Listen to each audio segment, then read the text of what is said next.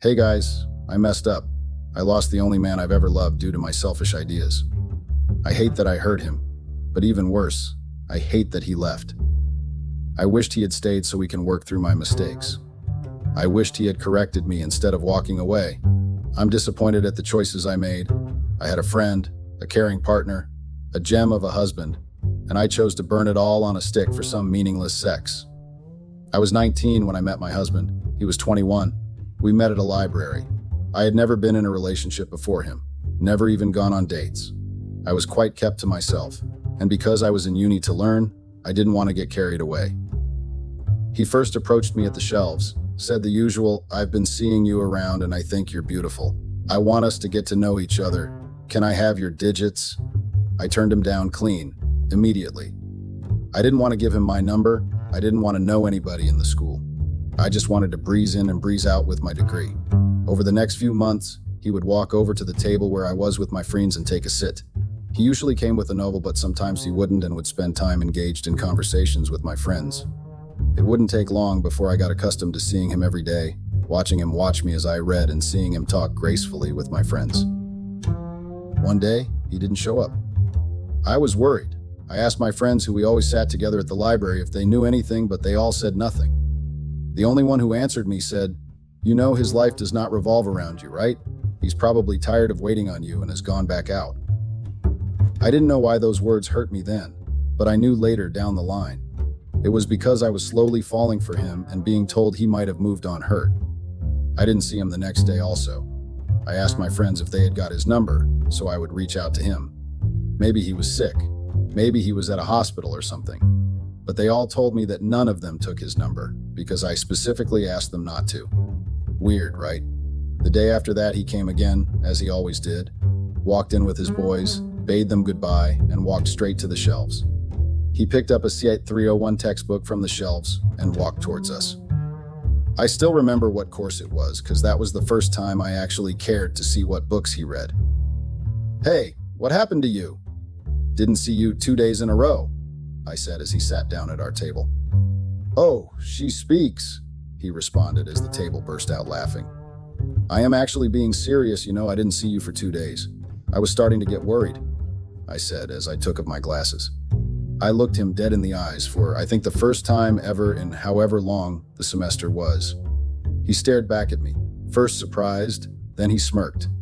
He was really handsome, almost like a cartoon character. I wondered why it took me that long to see it. He had an average build, which he made up for with his profound gorgeousness. He had these blue eyes that one would get lost in, and for someone who stood at a mere 5'9", he had a tall personality. He had a very deep, raspy voice. I remember holding him when he spoke sometimes, because his voice vibrated every part of my body. It was silly, but it was silly things like that that I miss right now. "You, worried about me?" he said after the pause. "I would believe you, but I'm not even sure you know what my name is," he added. "Stanley," I said immediately. My friends at the table laughed again. "You see, you don't even know my name," he said as he started laughing also. "That's a nickname I got from junior high that followed me all the way here. Besides, it's not Stanley, it's Stan Lee, like the owner of Marvel Comics," he added. He got up and changed tables. He sat alone. I'd never seen him sit at the library before he started to move to me, and never have I seen him alone, ever. I felt like I heard him because I didn't know his name and I felt bad that I heard him. I kept looking at him from time to time, biting my nails and hoping he'd come back to our table or at the least even look back at me. He spent the next 3 hours buried in the books he got from the shelf. Exams were close, so it was understandable that he'd do so, but somehow I felt I was the reason why he had to divert his attention elsewhere. If you miss him that bad already, you should go talk to him," my friend Sophia said to me. "Go talk to him? No way." I put my glasses back on and went back to my books. I already understood a lot of the things in that book, and that was my last bus stop in exam preparations, so I just kept flipping through it, contemplating if I really should go talk to him. I gave in, stood up, and walked towards the table where he sat. "Come back, I'm sorry," I said, in what he went on to describe as the cutest, anime-type apology ever. He looked up at me, raising an eyebrow, the way he did when he wanted someone to repeat something. I sat down at the table in front of him. It was hard to start a conversation, and he noticed, so he told me it was nothing. He wasn't angry at me or anything. Although he wasn't happy that I didn't know his name. He told me that he went to sit alone because he had a test to prepare for. He said the lecturer was strict and was tight-fisted with his grading. He told me he needed to pass the course if he didn't want to be held back an additional year. Then he added that he would have stayed at the table, but figured he'd spend his time looking at me rather than reading. "Okay, so what's your name then?" I asked. He put the book down and looked at me, all smiles. "Danielle? Meet Daniel," he said, as he reached out for a handshake. I always thought Danielle and Daniel to be the best couple name. I still do. I just don't know why I blew this up. I got up to leave. He reached for my hand. I remember being shook to the core. Lol. "If you'd like to be somewhere other than here, I'd like to take you out tomorrow after my test," he said. I was really happy deep down that he asked me on a date. I knew if he had done so earlier, I most likely would have stonewall declined him. But here I was flustered, having butterflies in my tummy for this young man. To be sincere, I wish I had a time machine. I would have done a lot of things differently. I would have listened to him, would have put more effort into making him happy. I would have been less selfish. Now here I am, seeking some sort of sympathy from strangers while I cry and reminisce on the good times I shared with my Daniel. We went on the date, and it was splendid. He was very funny, had a lot of things to say, a lot of meaningful things. He was charismatic, and I loved how the girls had a jealous look in their eyes when they saw us together. He told me on the date that he was runner-up Mr. UCLA, and in my head, I was like, rightfully so, because there weren't many guys who were better looking than he was. Our relationship, whilst we were at UCLA, was crazy. Something out of high school romance novel. He was always invited to parties, and when he went, he'd always walk hand in hand with me. We were inseparable and were crowned most influential couple in his last semester in school. Mostly because of him, I must say. Because no one really knew me before we started dating. He was my first everything. First date, first kiss, first love, first everything. I wasn't for him. Everything we ever did, he had done before. Except get married. He was cool with me, always took his time to explain things I didn't understand, and was slow to anger. I was a stupid lady. I always compared our sexual experiences, and I was a bit dissatisfied that he was the only number on my own roster.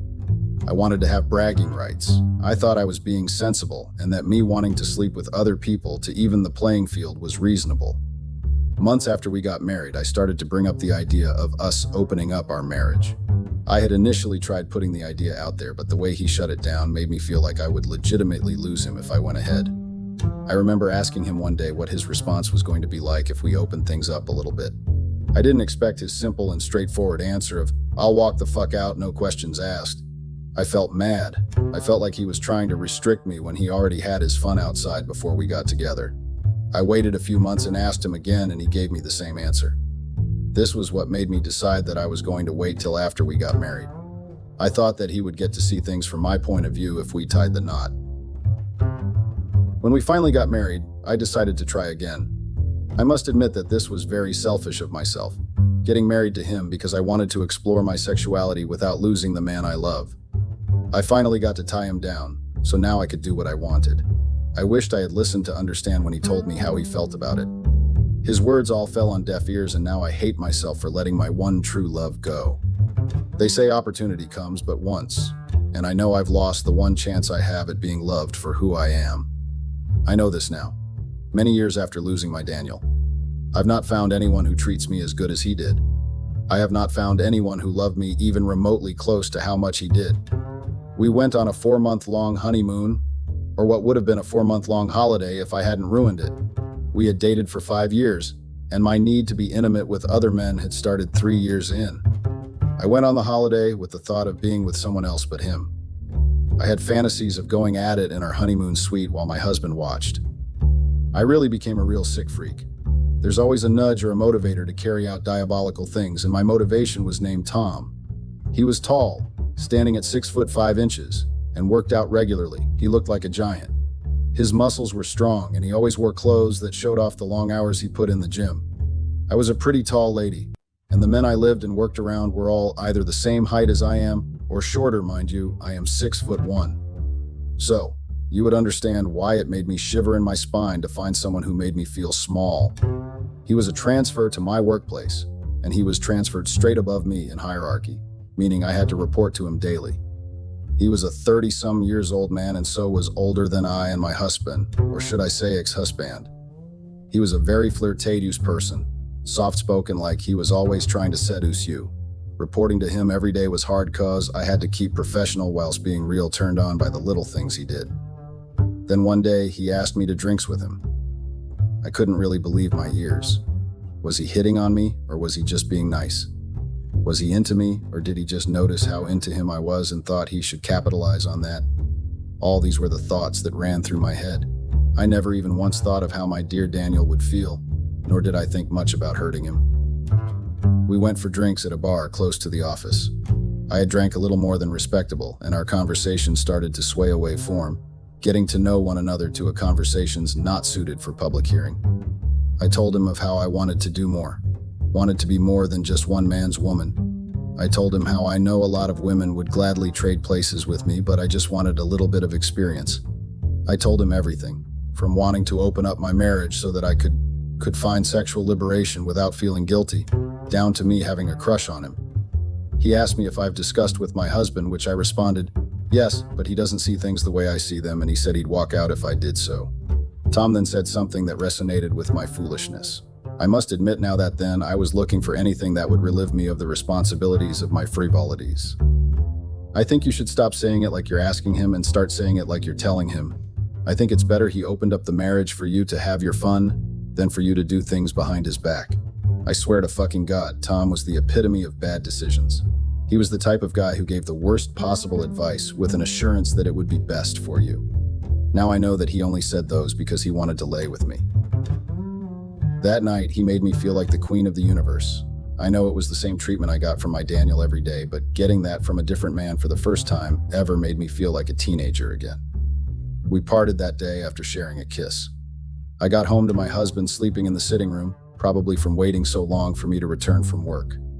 I waltzed in quietly, went in the bathroom to shower and brush my teeth so that I longer reeked of alcohol. I was still a little tipsy, but at a controllable level. I woke him up and told him I needed to speak to him about something. He told me he also had something to tell me, something exciting, he said, but he let me go first either way. He had a beautiful smile on his face as he attentively listened while I said my piece, a beautiful smile I saw fade away in seconds. I didn't mind though, because I already had it locked in my head that I was doing the right thing. I just want you to know that I'm going to have to do this. I would love it if I got your support. I don't think I can live with the fact that you're significantly more experienced than I am. It makes me feel like you had to settle with me. I don't want to be the girl that was a settlement. I want to be craved and worshipped by other men just as you did with other women before you met me.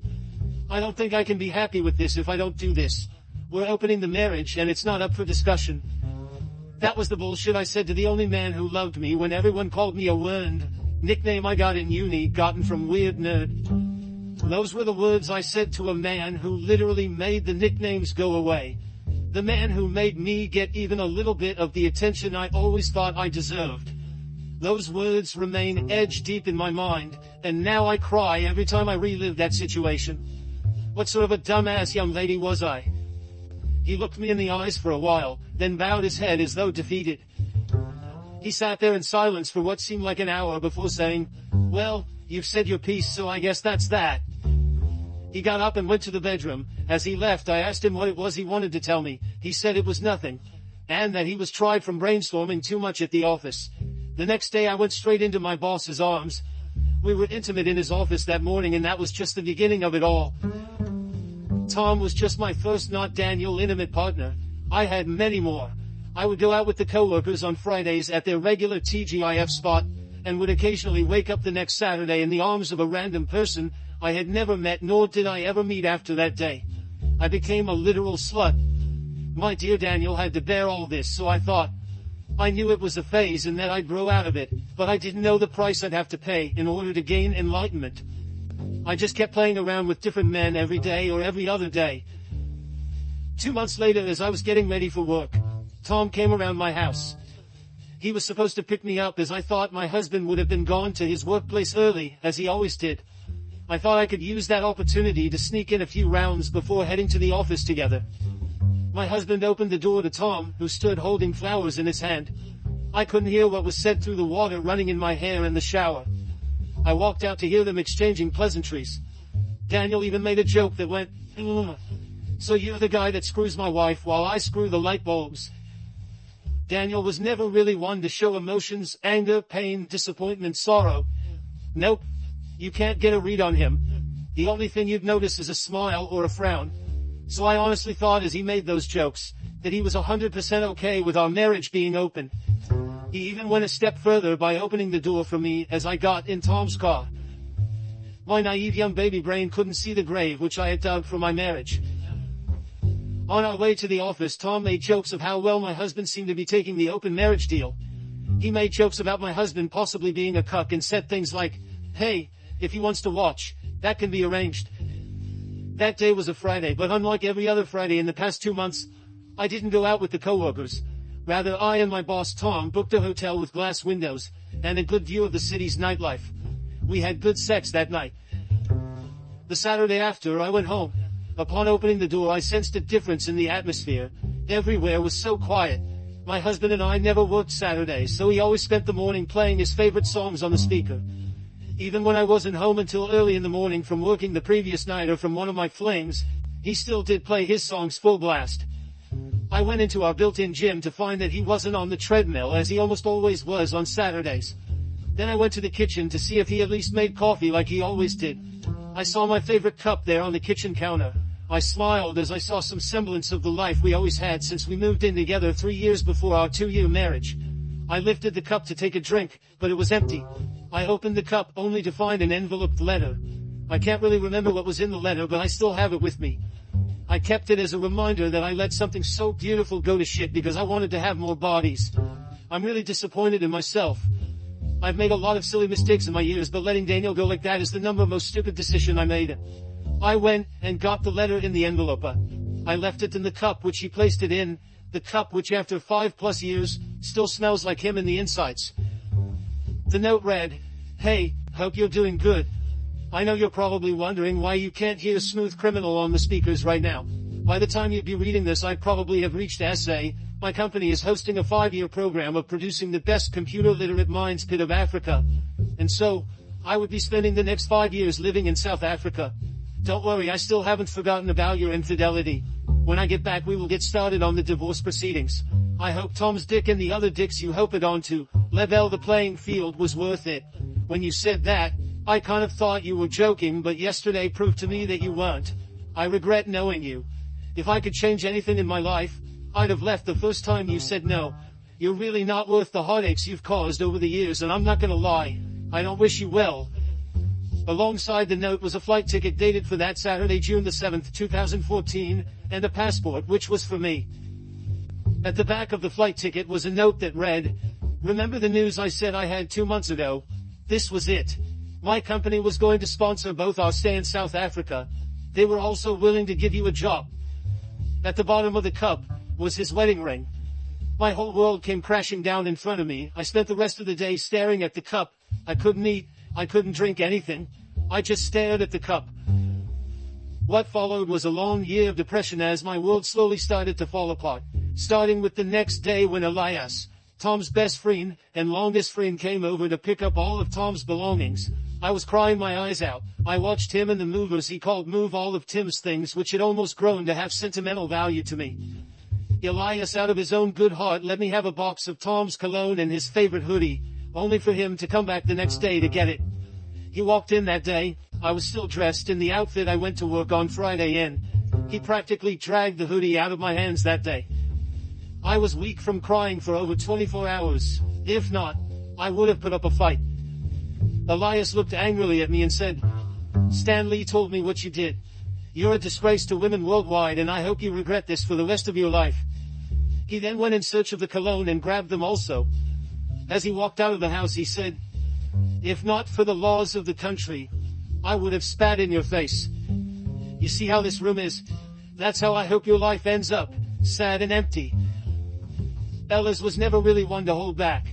He always said things how he saw them, and also always made his intentions clearer. Whether he liked you or not, he'd say so in front of you. His words hurt me then, but they hurt more now, 'cause since my precious half left me, the house has always been sad and empty. I tried to throw myself into something or someone, just to get my mind over losing my lover. Tom got transferred again, just a week after the incident, this time at his own request. I asked him why he asked for a transfer, stating that I thought we were building something, and he bluntly told me that he was moving away from me, that he had had his fun and it was time to move on. He also advised me to close my marriage with Tom before it was too late. Little did he know that it was already too late 1 week ago. My next boss was very strict. It didn't take long before I got queried for my mishaps due to being very unstable at the time, and because I wasn't fucking him, it wasn't long before I got sacked. My parents divorced me. Elias had told them what happened. They were very religious people, and also were both ministers at the church I grew up going to. In their words, they didn't want to be associated with any prostitute who would throw her marriage down the drain, just so she could feel another man's hand running down her thighs. As for closer, I never got one. I kept my lines the same so that my Tom would reach out to me. The 5 years he said came and passed and nothing happened. He didn't even say a word, nor did I hear any news of him being back in the country. I tried to reach out to Elias only to find out that Elias had joined him in South Africa a year later. I started losing all my friends. It dawned on me that most of my friends only tolerated me. It dawned on me that the only good thing I had going on was being one half of the epic D couple. Found out I wasn't funny, that I wasn't even nice to be around. I found out that I could be a very unbearable person to be around. All these things knocked me down below ground level. After Elias left me, I didn't just go back to square one, I was knocked below negative. Now in 2023, I'm 36 and almost 10 years later I've never had any relationship past the initial 3 months.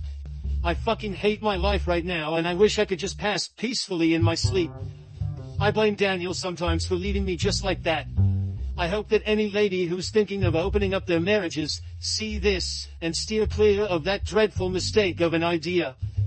I'm still hoping that one day, I'd be walking down the road and see Daniel. I want to apologize, to tell him that I've not moved on, and that even though 10 years had passed, I still loved him. I want to tell him how hurting was the worst thing I ever did, that I wanted to build a new life with him.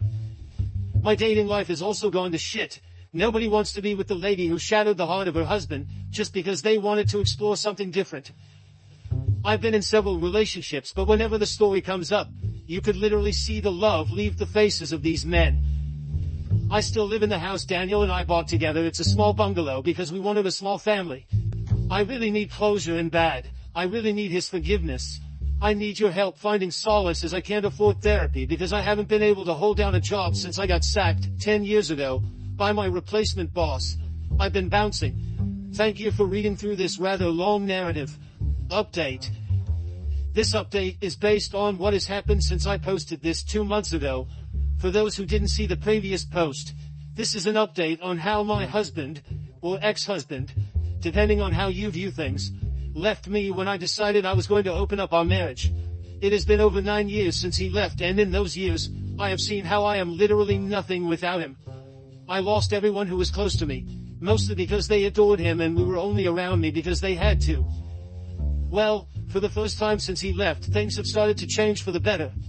First of all, I think he saw the previous post, because not so long after I posted here, he called me. I was happy to hear his voice after such a long time. I missed that raspy baritone of his that always vibrated my body. We talked for hours and I cried. Just listening to how much I heard him really did a number on me. He said he didn't believe I was going to do something like that.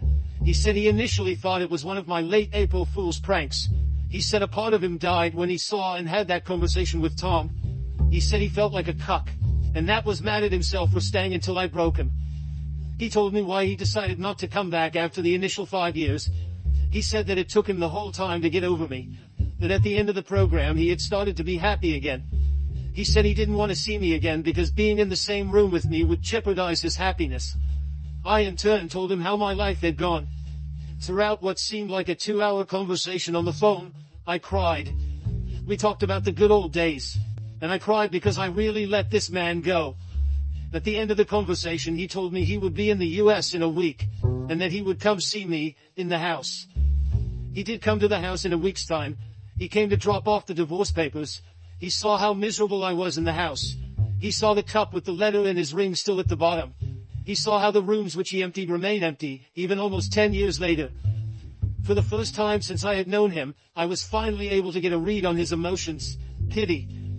I saw pity in his eyes. He asked me about my life and I told him more things that I hadn't already told him over the phone. He asked about Tom, calling him tall, ugly, buff man. I told him how things went, how Tom came, slept with me for 2 months and left. He kissed his teeth, something he had probably learned from his time in Africa. He shook his head and said, "So 2 months of sex was what you threw a 7-year relationship out the window for?" Then he asked me how the sex was. In all honesty, I have never had someone who treated me better than Daniel did in bed. He knew me in and out and knew how to get me where I wanted to be. He wasn't like all the other guys who simply wanted to come and go. I was sad to admit that I had thrown everything that made me who I was, just for something Daniel even did better than all the other 14 men I had slept with along the line. In his pity, he offered to pay for me to get therapy. He said he had moved on, and that I also deserved to move on too. He made me feel like the world revolved around me, one last time. Then he left. We have now finalized the divorce, and I'm 1 month into the therapy sessions, all thanks to Daniel. I thank God for the perfect gift of a man that he brought along my way, and I still hate myself for ruining it. Although now it's time to focus on being a better human. It only took me 36 years. I thank you guys again for reading this. I hope nothing else would occur to make me want to come back to this.